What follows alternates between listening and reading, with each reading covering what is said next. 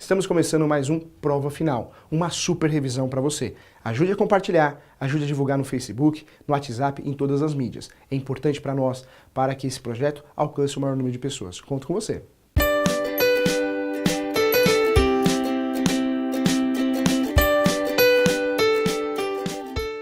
Tema de hoje, processo civil, hein? Tema importantíssimo, hein? Professor, processo civil é importante, é a matéria mais legal do direito, a mais bacana do direito. Quando a gente fala de processo civil, essa super revisão vai ajudar você, hein?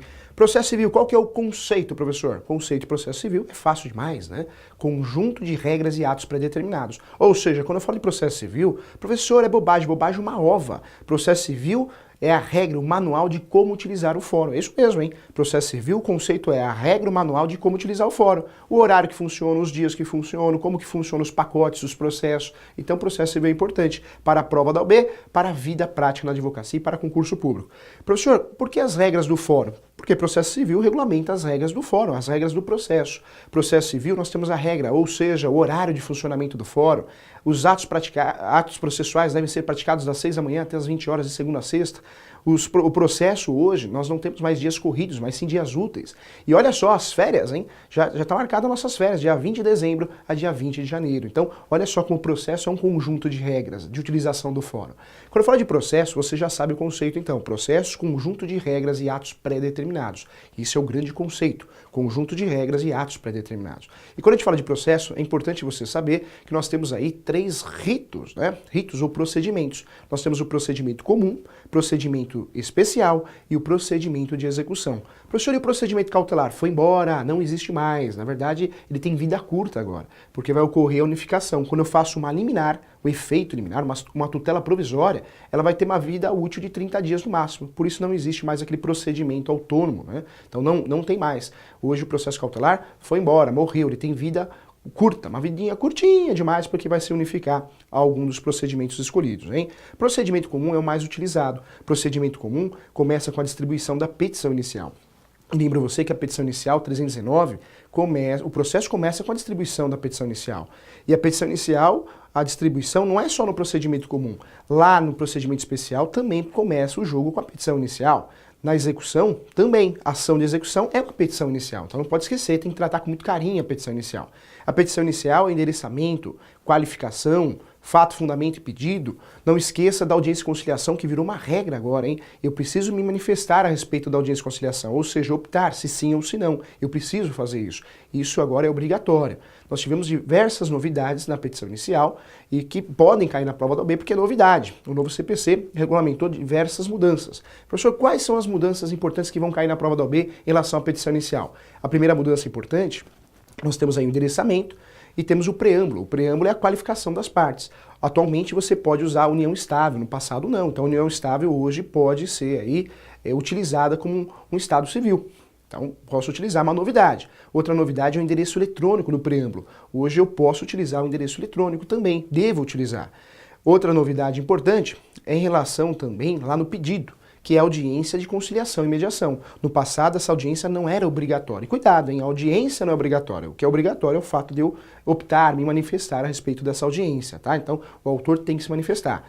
Processo todo inicial tem que ter fato, a história, o fundamento legal e o pedido. E no pedido não pode faltar o pedido de provas, aquela situação, protesto provar por todos os meios de prova em direito admitidos. Isso tem que estar lá na sua petição, lá no pedido. Não pode esquecer da citação também. A citação é obrigatória. Quando fala de citação, nós temos 4 citações no Brasil. A legislação, o processo civil regulamenta dessa forma. Nós temos a citação via postal ou correio, a citação também chamada citação por oficial de justiça. Temos a terceira, que é fictícia, hein? Citação por edital. Não posso sair pedindo citação por edital, não. Ela é fictícia, no último caso.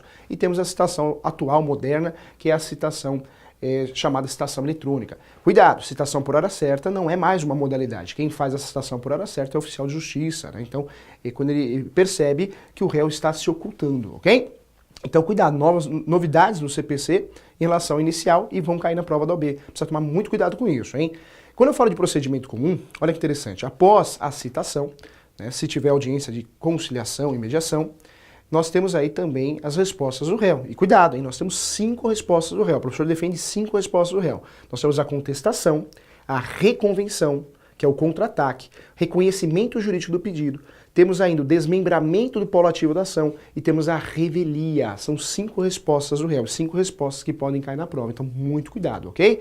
Professor, defesa, respostas do réu. Inicial. No meio termo tem a citação, depois vem o quê? Vem a sentença, né? Lembrando sempre que nós temos a fase postulatória, a fase de pedido, depois tem a fase saneatória, o juiz vai preparar para ingressar na fase instrutória e depois a decisória. Então são 4 fases, né? É importante a gente guardar isso.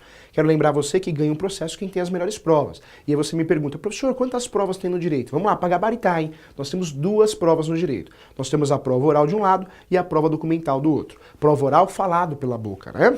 Falado pela boca. Nós temos na prova oral, nós temos aí testemunha e depoimento pessoal das partes. A segunda espécie de prova, que é a documental, nós temos a documental em sentido estrito, nós temos ainda a documental, que é a inspeção judicial, o juiz levanta a bunda da cadeira e vai lá olhar.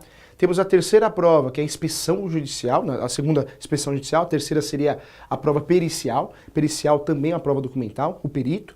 Temos a quarta prova, que é a ata notarial. E cuidado com essa ata notarial, porque é novidade, hein? É novidade no CPC, ou seja, o tabelião faz uma escritura pública e isso é reconhecido como prova. Nós temos 2 provas no direito, hein? Não vai errar.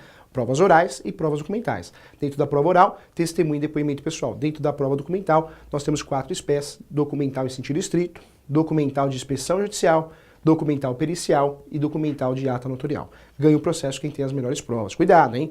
Quando a gente fala de sentença, lembrando sempre que a sentença tem a sentença com resolução de mérito e sem resolução de mérito. Com resolução de mérito quer dizer que o juiz julgou o caso, né? O processo, o pedido em si. Sem resolução, ele achou um vício, uma preliminar. Então, cuidado. É importante você lembrar disso também. É importante lembrar de recursos, né?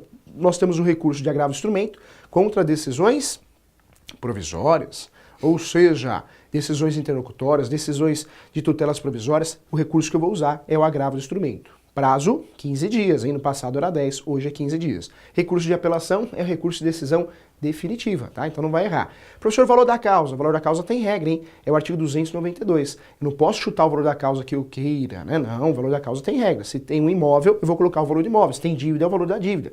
Quando não tem, eu uso o valor da causa também e jogo um valor de alçada, mas aí é exceção à regra. Cuidado, justiça gratuita está no artigo 98, hein? Quando você consegue justiça gratuita, você consegue hoje, no novo CPC, justiça gratuita de tudo. Então fique atento em relação a isso, hein?